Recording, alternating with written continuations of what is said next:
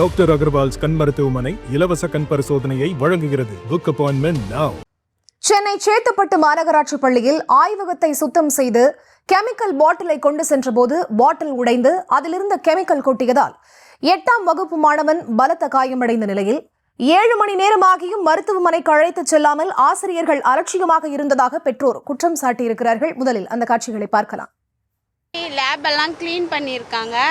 அந்த பேக்கை வேலை செய்கிறவங்க என்ன பண்ணியிருக்காங்க, தூக்கிட்டு போய் அப்படிக்கா வச்சிருப்பா அப்படின்னு சொல்லியிருக்காங்க. இவன் டாய்லெட் போகிறப்ப அவனும் என்ன பண்ணியிருக்கான், அது என்ன ஏதுன்னு தெரியாமல் தூக்கின்னு இப்படி ஷோல்டர் மேலே தூக்கி போட்டுன்னு போகிறப்ப அதில் இருந்த கெமிக்கல் ஏதோ லீக் ஆகி ஸ்கின்ல பட்டு ஸ்கின்னு ஃபுல்லாமே இதுவாயிடுச்சு. நெருப்பு பட்டு கொப்பளம் ஆன மாதிரி ஆகிட்டு இருக்குது.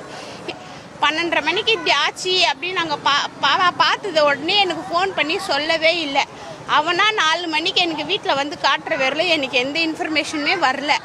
ஸ்கூலில் வேலை செஞ்சிருந்தேன். அன்றைக்கி வேலை செஞ்ச டீச்சர்ஸுங்க, வேலை செய்ய சொன்ன அந்த லேடி, இவங்கெல்லாம் இவங்க மேலே ஆக்ஷன் எடுக்கணும். குழந்தைக்கு இந்த மாதிரி டேமேஜ் ஆகிருக்கு, ஸ்கின்னு ஃபுல்லாமே இதுவாகிருக்குது.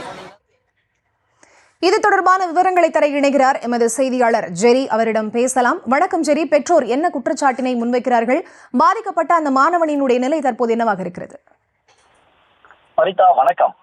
சென்னை சேட்பட்டு மெக்கானிக்கல் சாலையில் மாநகராட்சி உயர்நிலைப்பள்ளி செயல்பட்டு வருகிறது. அதே பகுதியை சார்ந்த பாலாஜி என்பவனுடைய மகன் அஸ்வின் 8ஆம் வகுப்பு படித்து வருகிறார். இந்நிலையில கடந்த 25ஆம் தேதி பள்ளியில் உள்ள வேதியியல் ஆய்வகம் சுத்தப்படுத்தும் பணி நடைபெற்று வந்திருக்கிறது. அப்போது 8ஆம் வகுப்பு பயிலும் மாணவனை வேதியியல் ஆய்வகத்தில் உள்ள கெமிக்கல் பாட்டில்களை சாக்கு மூட்டையில் கட்டி மாணவனை தூக்கிச் செல்ல ஆசிரியர்கள் கூறியிருக்கிறார்கள்.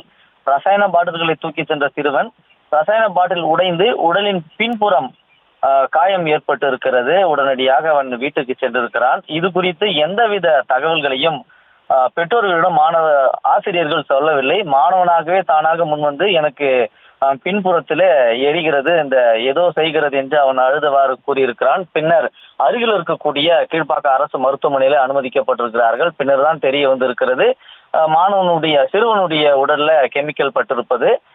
இது தொடர்பாக செய்தியாளர்களை சந்தித்து மாணவனுடைய பெற்றோர் குற்றம் சாட்டுகையில இது குறித்து எந்தவித விவரங்களையும் எங்களிடம் தெரிவிக்கவில்லை. இது தொடர்பு கொண்டு விளக்கம் கேட்க முற்படும் பொழுது கூட எங்களுடைய தொலைபேசியின் அழைப்பினை ஏற்கவில்லை என்று குற்றம் சாட்டுகின்றனர்.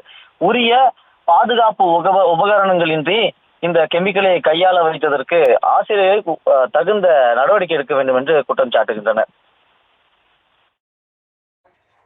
விவரங்களுக்கு நன்றி ஜெரி. டாக்டர் அகர்வால்ஸ் கண் மருத்துவமனை இலவச கண் பரிசோதனையை வழங்குகிறது. Book appointment now.